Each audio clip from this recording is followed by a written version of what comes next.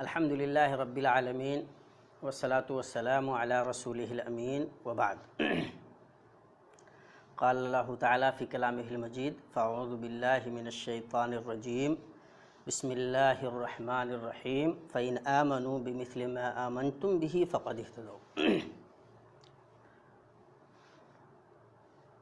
دوستو، رسول پاک صلی اللہ تعالیٰ علیہ وسلم تمام انبیاء میں سب سے افضل ہیں، خاتم الانبیاء ہیں،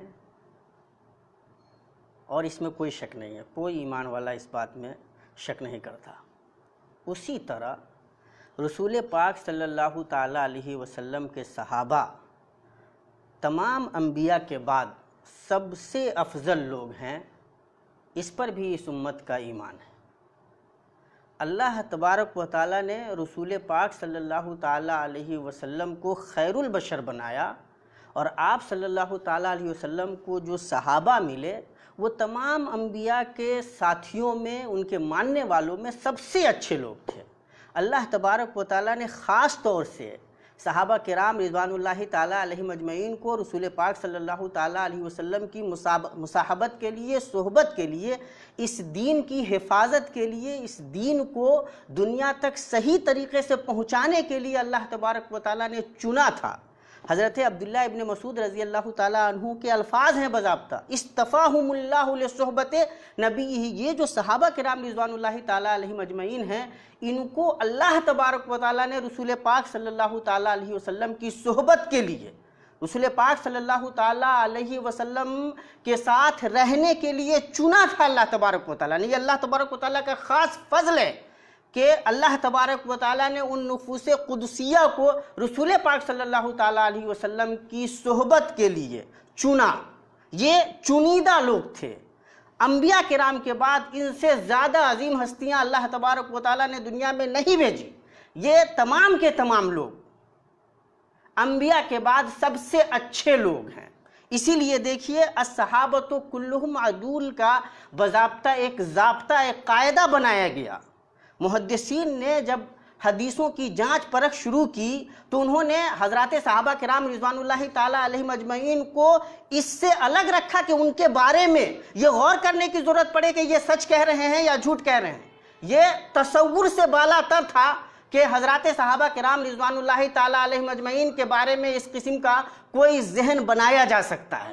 یہ تمام کے تمام مسلمانوں کا ایمان رہا اس بات پہ، اور اس سچائی کو اگر کوئی آدمی قبول نہ کرے، اس حقیقت سے آنکھیں پھیر لے، تو ایسے انسان کو اپنے ایمان کی خیر منانی چاہیے۔ اللہ تبارک و تعالیٰ نے صحابہ کرام کو ایمان کی بنیاد بنا دیا، صحابہ کرام رضوان اللہ تعالیٰ علیہم اجمعین کے ایمان کو معیار بنا دیا۔ فَإِنْ آمَنُوا بِمِثْلِ مَا آمَنْتُمْ بِهِ فَقَدْ اهْتَدَوْا۔ اگر یہ لوگ اس طرح ایمان لے آئے جس طرح تم ایمان لاتے ہو، تب یہ ہدایت یافتہ ہیں۔ حضرات صحابہ کرام رضوان اللہ تعالیٰ علیہم اجمعین ایمان کا معیار ہیں۔ تو اگر کوئی حضرات صحابہ کرام رضوان اللہ تعالیٰ علیہم اجمعین کی شان میں گستاخی کرتا ہے، ان پہ الزامات دھرتا ہے، ان کی شخصیات کو مجروح کرتا ہے، تو ایسے انسان کو اپنے ایمان کی خیر منانی چاہیے۔ اور اس معاملے میں کوئی تفصیل نہیں ہے، کوئی تفریق نہیں ہے۔ تمام کے تمام صحابہ کرام رضوان اللہ تعالیٰ علیہم اجمعین اسی احترام، اسی عقیدت اور اسی محبت کے مستحق ہیں۔ رسول پاک صلی اللہ تعالیٰ علیہ وسلم ارشاد فرماتے ہیں، لا تسبوا اصحابی، لا تسبوا اصحابی، میرے ساتھیوں کو گالی مت دو، میرے ساتھیوں کو گالی مت دو، اس لیے فَإِنَّ أَحَدَكُمْ لَوْ أَنفَقَ مِثْلَ أُحْدٍ ذَهَبًا، اگر تم میں سے کوئی احد پہاڑ کے برابر بھی سونا خرچ کرتا ہے، لم یبلغ مد احدہم ولا نصیفہ، تو یہ سونا احد پہاڑ کے برابر سونا خرچ کر کے بھی تم میں کا کوئی آدمی صحابہ کرام رضوان اللہ تعالیٰ علیہم اجمعین کے ایک مد یا اس سے بھی آدھے کے برابر کی منزلت کو نہیں پہنچ سکتا۔ صحابہ کرام رضوان اللہ تعالیٰ علیہم اجمعین کا یہ مقام رسول پاک صلی اللہ تعالیٰ علیہ وسلم نے متعین کیا ہے، یہ مقام اللہ تبارک و تعالیٰ نے متعین کیا ہے۔ اس لیے کسی انسان کے لیے یہ جائز نہیں ہے، ایمان والے کے لیے جائز نہیں ہے کہ حضرات صحابہ کرام رضوان اللہ تعالیٰ علیہ مجمعین کے اس مقام سے انہیں نیچا کرنے کی کوشش کرے، کسی کے لیے جائز نہیں ہے۔ اور جو ایسا کرتا ہے، انصاف کی بات یہ ہے کہ کہیں نہ کہیں اس کے ایمان میں کمی ہے، اس کا ایمان ڈگمگایا ہوا ہے، دل کی دنیا برباد ہو رہی ہے اس کو اپنا جائزہ لینا چاہیے۔ اللہ تبارک و تعالیٰ ایسے لوگوں کو یا تو توفیق دے یا پھر سامان عبرت بنا دے جو حضرات صحابہ کرام رضوان اللہ تعالیٰ علیہ مجمعین کی شان میں گستاخی کرتے ہیں۔ اللہ تبارک و تعالیٰ نے ان لوگوں کو چنا تھا اس لیے کہ اس دین کو کما حقہ بہتر طریقے سے جیسے ہے ویسے لوگوں تک، اللہ کے بقیہ بندوں تک پہنچایا جا سکے۔ صحابہ کرام رضوان اللہ تعالیٰ علیہ مجمعین نے اپنی زندگیاں لگا دیں اسی واسطے کہ اللہ تبارک و تعالیٰ کے اس دین کی حفاظت کی جا سکے۔ رسول پاک صلی اللہ تعالیٰ علیہ وسلم کے ایک ایک حکم کو، اللہ کے نبی صلی اللہ تعالیٰ علیہ وسلم کے ایک ایک عمل کو، آپ صلی اللہ تعالیٰ علیہ وسلم کی زندگی کے ایک ایک واقعے کو انہوں نے اپنے لیے حرزِ جاں بنایا اور بقیہ تمام دنیا کے لیے اس روشنی کے مینارے کو آگے بڑھانے کا کام کیا۔ صحابہ کرام رضوان اللہ تعالیٰ علیہ مجمعین اس امت کے سب سے روشن ستارے ہیں۔ اگر ان روشنی کو صحابہ کرام رضوان اللہ تعالیٰ علیہ مجمعین کی صورت میں یہ جو روشنی ہے، اگر اس روشنی کو مشکوک بنانے کی کوشش کی جاتی ہے تو یقین جانیے کہ یہ پورے اسلام کو مشکوک بنانے کی کوشش ہے۔ حضرت امام مالک رحمۃ اللہ علیہ فرماتے ہیں کہ اگر کوئی حضرات صحابہ کرام رضوان اللہ تعالیٰ علیہ مجمعین کے بارے میں الٹی سیدھی بات کرتا ہے تو اس کا مطلب یہ ہے کہ وہ حضرت محمد صلی اللہ تعالیٰ علیہ وسلم کے بارے میں الٹی سیدھی بات کرتا ہے، کیونکہ اسے اس کے لیے یہ مشکل ہوا کہ وہ حضرت محمد صلی اللہ تعالیٰ علیہ وسلم کے بارے میں کوئی الٹی سیدھی بات کرے، تو صحابہ کرام کا راستہ اس نے اختیار کیا کہ صحابہ کرام کو اگر تم تان و تشنی کا نشانہ بنا لو، ان کو سوالیہ نشان کے دائرے میں رکھ لو، تو یہ بات کہی جا سکے گی کہ ارے بھائی جب ان کے ساتھی ایسے تھے تو وہ خود کیسے رہے ہوں گے۔ اسی لیے حضرت امام محمد بن حنبل رحمۃ اللہ علیہ، امام ابو زرع جیسے بڑے لوگ یہ کہتے ہیں کہ اگر کوئی کسی صحابی رسول کے بارے میں الٹی سیدھی بات کرتا ہے تو اس کے ایمان پہ اتہام لگاؤ، یہ سمجھ لو کہ اس کے دل میں ایمان نہیں ہے۔ آپ اگر حضرات صحابہ کرام رضوان اللہ تعالیٰ علیہ مجمعین میں سے کسی کے بارے میں کوئی غلط بات کرتے ہیں تو آپ کو اپنے ایمان کا جائزہ لینا چاہیے۔ اس کا کلیئر مطلب ہے کہ آپ کے دل میں سب کچھ ہے لیکن ایمان نہیں ہے، اس لیے کہ ایمان اگر ہو تو آپ حضرات صحابہ کرام رضوان اللہ تعالیٰ علیہ مجمعین کے بارے میں الٹی سیدھی بات نہیں کر سکتے۔ کمال کی بات یہ ہے کہ ان صحابہ کرام رضوان اللہ تعالیٰ علیہ مجمعین کو ٹارگیٹ کر لیا جاتا ہے جن سے اسلام زندہ ہوا، جن کی وجہ سے اللہ تبارک و تعالیٰ نے کتنے سارے فتنہ و فساد کے دروازے بند کر دیے۔ لوگ حضرت ذوالنورین حضرت عثمان رضی اللہ تعالیٰ عنہ اور اللہ کے نبی صلی اللہ تعالیٰ علیہ وسلم کی محبت، رسول پاک صلی اللہ تعالیٰ علیہ وسلم کی شفقت، رسول پاک صلی اللہ تعالیٰ علیہ وسلم کا تعلق حضرت عثمان رضی اللہ تعالیٰ عنہ سے یہ ہے کہ دوسری بیٹی کے انتقال کے بعد یہ سوچتے ہیں کہ اگر تیسری ہوتی تو عثمان کی زوجیت میں دے دیتا۔ حضرت عثمان رضی اللہ تعالیٰ عنہ کا مقام یہ ہے کہ وہ تیسرے خلیفہ ہیں، اور ایمان کا تقاضا یہ ہے کہ ان کو محبت کے اعلیٰ مقام پر رکھا جائے۔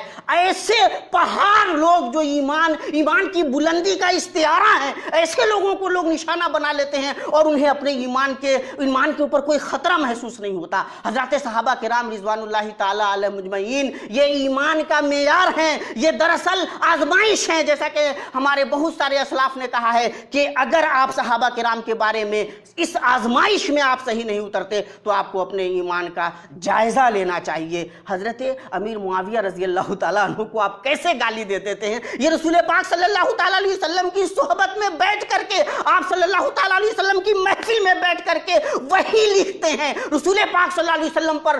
رسول پاک صلی اللہ تعالیٰ علیہ وسلم کو ان پر اتنا اعتماد ہے کہ ان سے وحی لکھوا رہے ہیں، قرآن کریم کی آیتیں لکھ رہے ہیں۔ حضرت ابو بکر صدیق رضی اللہ تعالیٰ عنہ پہلے خلیفہ کو اعتماد اتنا ہے کہ ان کو کمانڈر بنا رہے ہیں. حضرت عمر رضی اللہ تعالیٰ عنہ کو اعتماد اتنا ہے کہ ان کو اردن کا باضابطہ گورنر بنا رہے ہیں. حضرت عثمان رضی اللہ تعالیٰ عنہ کو اعتماد اتنا ہے کہ اس پورے دیار شام کا ان کو گورنر بنا رہے ہیں. حضرت صحابہ کرام رضوان اللہ تعالیٰ علیہ مجمعین میں یہ چوٹی کے لوگ ہیں، یہ تین بڑے بڑے خلیفہ ہیں، اور جن کا ان پر ایمان نہ ہو ان کا ایمان سلامت نہیں. جو حضرت ابو بکر صدیق رضی اللہ تعالیٰ عنہ، عمر رضی اللہ تعالیٰ عنہ، عثمان رضی اللہ تعالیٰ عنہ کی فراست پر ایمان نہیں رکھتا، ایسے لوگوں کے دل میں ایمان ہے یا نہیں ہے، یہ جائزہ لینا چاہیے. یہ پہاڑ علم کے پہاڑ، یہ سیاست کے پہاڑ، یہ فراست کے پہاڑ، یہ ایمان کے پہاڑ، یہ حضرت امیر معاویہ رضی اللہ تعالیٰ عنہ کو یہ مقام دیتے ہیں. رسول پاک صلی اللہ تعالیٰ علیہ وسلم یہ مقام دیتے ہیں. اور آپ ایرے غیرے نتھو خیرے، آپ جس نے دل کی دنیا بیچی ہوئی ہے، آپ اس طرح کی زبان استعمال کرتے ہیں. اللہ تبارک و تعالیٰ کی لعنت ہو ان تمام لوگوں پر جو حضرات صحابہ کرام رضوان اللہ تعالیٰ علیہم کی شان میں گستاخی کرتے ہیں. حضرت امیر معاویہ رضی اللہ تعالیٰ عنہ اور اسلام کے چوتھے خلیفہ حضرت علی رضی اللہ تعالیٰ عنہ کے بیچ اختلافات ہوئے. حضرت عثمان رضی اللہ تعالیٰ عنہ کی مظلومانہ شہادت کے بعد حضرت امیر معاویہ رضی اللہ تعالیٰ عنہ نے قصاص کے نام پہ حضرت علی رضی اللہ تعالیٰ عنہ سے اختلاف کیا.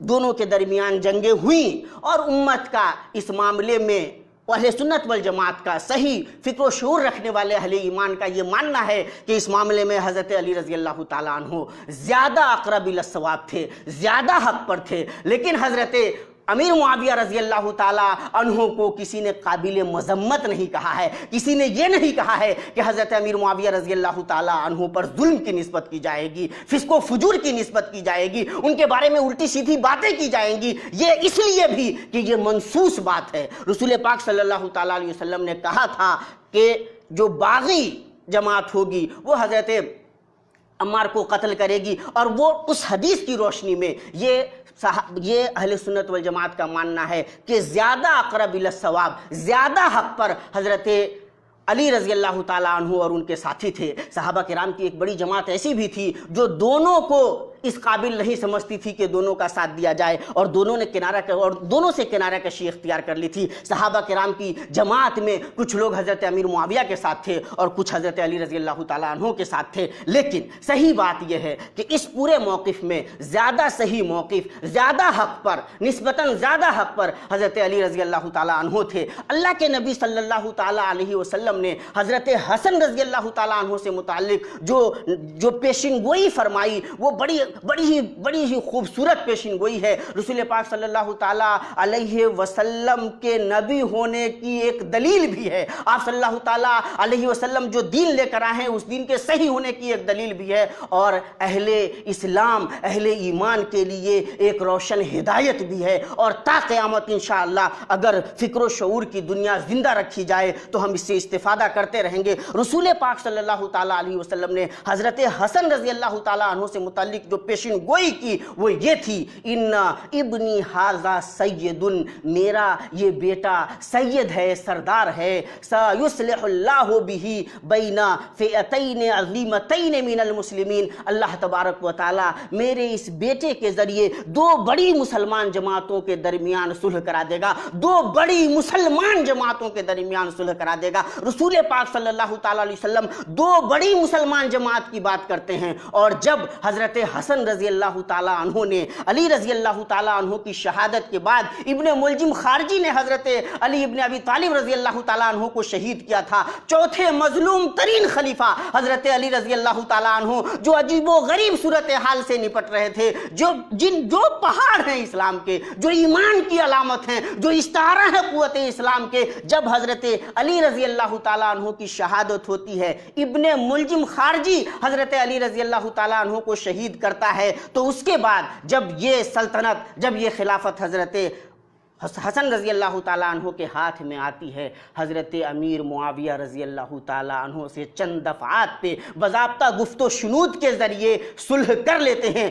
اس موقع سے بھی راوی حدیث جب اس حدیث کو بیان کرتے ہیں تو صلح کے پورے مرحلے سے کو گزارنے کے بعد، دکھلانے کے بعد، بتلانے کے بعد یہ حدیث بیان کرتے ہیں کہ ہم نے ابو بکرہ کو یہ کہتے ہوئے سنا کہ رسول پاک صلی اللہ تعالیٰ علیہ وسلم ممبر پر کھڑے ہوتے ہیں، رسول حضرت حسن رضی اللہ تعالیٰ عنہ کو اپنی گود میں لیے ہوئے ہیں، بغل میں رکھے ہوئے ہیں، اور یہ حدیث ارشاد فرما رہے ہیں کہ میرا یہ بیٹا سید ہے، اللہ تبارک و تعالیٰ اس کے ذریعے دو عظیم مسلمان گروہ کے درمیان صلح کرا دے گا۔ رسول پاک صلی اللہ تعالیٰ علیہ وسلم کی شہادت یہ ہے کہ یہ دو عظیم مسلمان گروہ ہیں، اور آج ایک آدمی کھڑا ہوتا ہے، اس کو ایمان کا دعویٰ بھی ہے، علم کا دعویٰ بھی ہے، وہ رسول پاک صلی اللہ تعالیٰ علیہ وسلم کی مخالفت کرتا ہے۔ اللہ کی لعنت ہو ایسے لوگوں پر جو رسول پاک صلی اللہ تعالیٰ علیہ وسلم کی مخالفت کرتے ہیں۔ حضرت حسن رضی اللہ تعالیٰ عنہ نے کسی ذلت کی وجہ سے، اپنی کوتاہی کمی کی وجہ سے،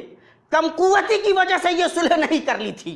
وہ جانتے تھے کہ رسول پاک صلی اللہ تعالیٰ علیہ وسلم کے دین میں صلح کی بھی اہمیت ہے۔ وہ جانتے تھے کہ مسلمانوں کے درمیان اگر یہ لڑائی رہی تو اس کا کوئی فائدہ نہیں ہوگا۔ اتنی بڑی عظمت، اتنا بڑا دل، اتنا بڑا ظرف ہر انسان کے پاس نہیں ہوتا ہے۔ رسول پاک صلی اللہ تعالیٰ علیہ وسلم کی اولاد حضرت حسن رضی اللہ تعالیٰ عنہ کو اللہ تبارک و تعالیٰ نے وہ ظرف دیا، اور رسول پاک صلی اللہ تعالیٰ علیہ وسلم کی پیشن گوئی کے عظیم منصب پہ ان کو رکھا، اور اللہ تبارک و تعالیٰ نے ان کے ذریعے دو عظیم مسلمان گروہ کے درمیان صلح کرا دی۔ یہ جو دو عظیم مسلمان گروہ تھا، اس کے سردار تھے حضرت امیر معاویہ رضی اللہ تعالیٰ عنہ۔ حضرت امیر معاویہ رضی اللہ تعالیٰ عنہ کو اللہ تبارک و تعالیٰ نے جب یہ سلطنت دے دی تو مجھے بتائیے، تاریخ کے اوراق پلٹ لیجئے، کون لوگ تھے جو حضرت امیر معاویہ رضی اللہ تعالیٰ عنہ کی مخالفت کر رہے تھے؟ تمام کے تمام صحابہ کرام رضوان اللہ تعالیٰ علیہ مجمعین نے حضرت امیر معاویہ رضی اللہ تعالیٰ عنہ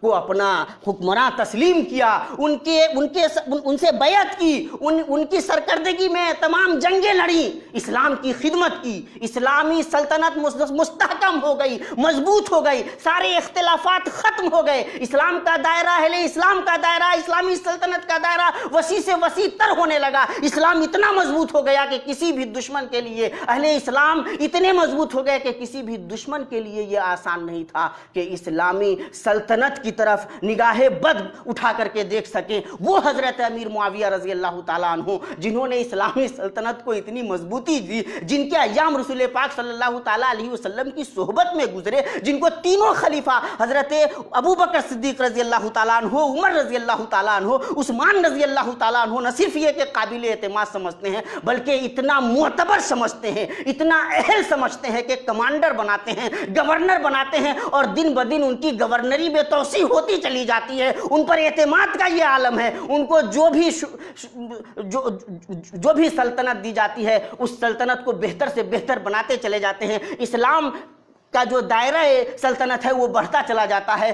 ان کو جب مکمل حکومت ہاتھ میں ملتی ہے تو مسلمانوں کی دنیا اور زیادہ بہتر ہو جاتی ہے، اختلافات ختم ہو جاتے ہیں، اسلامی قوت نافذ ہونے لگتی ہے، مسلمان مضبوط ہو جاتے ہیں۔ ایسے صحابی رسول صلی اللہ تعالیٰ علیہ وسلم پر اگر آپ دشنام سے کام لیتے ہیں، گالی دیتے ہیں، ان کو بے آبرو کرنے کی کوشش کرتے ہیں، تو دراصل آپ سورج پہ تھوک رہے ہیں، آپ کا ایمان ختم ہو رہا ہے، آپ خود اہل ایمان کی نظر سے گر رہے ہیں، آپ پر لعنتیں برس رہی ہیں۔ اللہ تبارک و تعالیٰ کی لعنت، صحابہ کرام رضوان اللہ تعالیٰ علیہ مجمعین کی صحبت رسول صلی اللہ تعالیٰ علیہ وسلم سے جو عظمت پیدا ہوتی ہے، اس عظمت پہ ایمان رکھنے والوں کی لعنت، فرشتوں کی لعنت، اہل ایمان کی لعنت، ایسے لوگوں کے لیے لعنت ہی مقدر ہے۔ جب دل سے ایمان نکل جاتا ہے تب یہ علم و عمل کے پہاڑ، ایمان کے پہاڑ حضرات صحابہ کرام رضوان اللہ تعالیٰ علیہ مجمعین کے بارے میں الٹی سیدھی باتیں زبان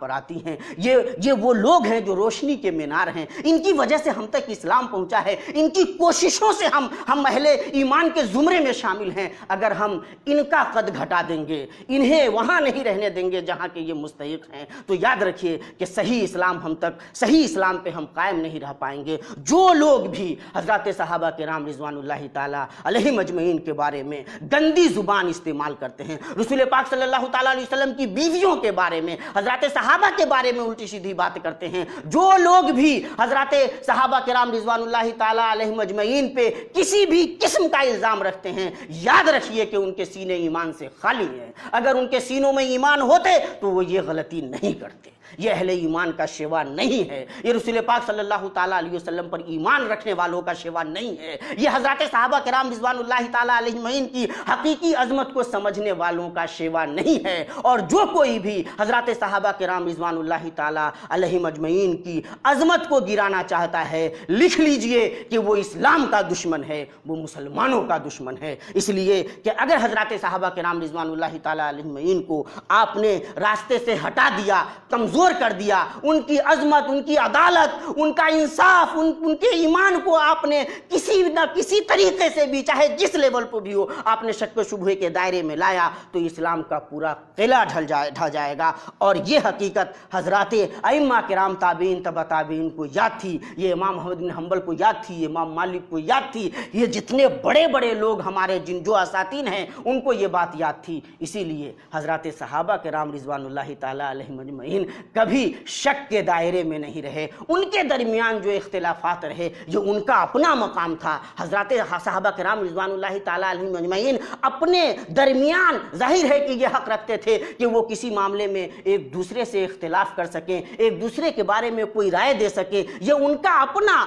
اپنا مقام ہے. وہ آپس کے لوگ ہیں، ایک دوسرے کے رتبے میں کم زیادہ ہونے کے باوجود وہ آپس کے لوگ ہیں. وہ صحابیت، شرف صحابیت میں برابر ہیں. رسول پاک صلی اللہ تعالیٰ علیہ وسلم کے صحابہ جو سابقین اولین ہیں، جو مہاجرین، جو انصار ہیں، جو فتح سے پہلے ایمان لا رہے ہیں اور جو فتح کے بعد ایمان لا رہے ہیں، جو بدر میں شامل ہیں اور جو بدر میں شامل نہیں ہیں، وہ اپنے مقام و مرتبہ میں ایک دوسرے سے مختلف ہیں، لیکن اوورآل یہ سب کے سب بقیہ تمام لوگوں سے افضل ہیں، تمام لوگوں سے ان کا اونچا مقام ہے. اس لیے کسی بعد میں آنے والے کا یہ حق نہیں ہے کہ ان کے بارے میں رائے زنی کر سکے، ان کے بارے میں کوئی الٹی سیدھی بات کر سکے. اور لکھ لیجئے کہ جو کوئی بھی ان کے بارے میں کوئی الٹی سیدھی بات کرتا ہے اس کے سینے سے ایمان نکل چکا ہے. بہت افسوسناک بات ہے. اور جب ایسا ہوتا ہے یہ کتنی تعجب خیز بات ہے کہ حضرات صحابہ کرام رضوان اللہ تعالیٰ علیہ مجمعین کے درمیان اگر کوئی بات ہوئی تو آپ لاٹھی لے کر پیچھے پڑ جائیے اور آپ اپنے درمیان چاہے جو بھی چھچڑی پکانی ہے پکاتے رہیے اور کہتے رہیے کہ ہمارا اپنا ایک موقف ہے اور بقیہ لوگوں کا دوسرا موقف ہو سکتا ہے. واہ، یعنی آپ سرخاب کے پر لگے ہوئے ہیں. آپ کون ہیں؟ اللہ تبارک و تعالیٰ سے دعا ہے کہ اللہ تبارک و تعالیٰ ہمیں ان حقیقتوں کو سمجھنے کی توفیق عطا فرمائے. حضرات صحابہ کرام رضوان اللہ تعالیٰ علیہ مجمعین کی عظمت کو ہمیں سمجھنے کی توفیق عطا فرمائے. اللہ تبارک و تعالیٰ ہمیں یہ توفیق دے کہ ہم جانیں کہ انہی نفوس قدسیہ کی وجہ سے یہ ایمان کی دولت ہم تک آئی ہے. یہ اسلام کا صحیح، شفاف، بالکل صحیح کلیئر اسلام ہم تک آیا ہے. انہوں نے اپنی زندگیاں لگائی ہیں، ان کے دل میں کبھی کوئی غبار نہیں تھا. اگر یہ غبار آپ کے دل میں آتا ہے تو اپنے ایمان کا جائزہ لیجئے. آپ ان کی نیتوں پہ شک کرتے ہیں تو اپنے دل کا جائزہ لیجئے. ان کے ایمان اسلام کے بارے میں آپ کو فکر کرنے کی ضرورت نہیں ہے. ان پر اگر آپ منافقت کا الزام لگاتے ہیں تو اللہ کی قسم، رب کعبہ کی قسم، آپ کے دل میں نفاق بھرا ہوا ہے. کیونکہ یہ گواہی اللہ تبارک و تعالیٰ ان کے بارے میں دے رہا ہے. رضی اللہ عنہم ورضوا عنہ، اللہ تبارک و تعالیٰ ان سے راضی ہے، وہ اللہ سے راضی ہے. انہوں نے اپنی زندگیاں لگائی ہوئی ہیں. یہ کسی کا منصب نہیں ہے کہ ان کے سینے میں اندر جا کر کے دیکھے کہ ایمان کس زمرے میں ہے. رسول پاک صلی اللہ تعالیٰ علیہ وسلم کے زمانے میں بعض صحابہ کرام رضوان اللہ تعالیٰ علیہ مجمعین سے جب کوئی غلطیاں ہوتی ہیں، حضرات صحابہ کرام رضوان اللہ تعالیٰ علیہ مجمعین میں بعض لوگوں کو جب ایمانی جوش کے تحت کوئی بات ان کی زبان سے نکلتی ہے، رسول پاک صلی اللہ تعالیٰ علیہ وسلم کس انداز میں تربیت کرتے ہیں. چھوڑ دو، تمہیں کیا پتا، یہ بدر میں شامل تھے، ان کے بارے میں یہ باتیں نہ کرو، یہ بدر میں شامل تھے، یہ ایمان والے لوگ ہیں، کاتبان وحی ہیں، انہوں نے اسلام کی سلطنت کو وسعت دی ہے. رسول پاک صلی اللہ تعالیٰ علیہ وسلم کی صحبت میں رہ کر کے ایمان کو مضبوط کیا ہے، اسلام کو مضبوط کیا ہے، آنے والے لوگوں کے لیے روشن شاہراہ چھوڑی ہے. اگر ایسے لوگوں کو آپ متون کرتے ہیں تو آپ اپنے سینے میں جھانک کر غور سے دیکھیے کہیں ایمان نکل تو نہیں گیا ہے. لاکھ آپ کی چودراہٹ ہو، لاکھ آپ کے فین ہوں، ماننے والے ہوں، بہت زیادہ آپ کے چیلے چپاٹے ہوں، لیکن کل قیامت کے دن رسول پاک صلی اللہ تعالیٰ علیہ وسلم کے صحابہ کرام کے گستاخوں میں آپ کا نام لکھا جائے گا اور آپ کو آسانی سے نجات نہیں مل پائے گی۔ اقول قولی ھذا واستغفر اللہ لی ولکم ولسائر المسلمین فاستغفروہ انہ هو الغفور الرحیم۔ والسلام علیکم ورحمۃ اللہ وبرکاتہ۔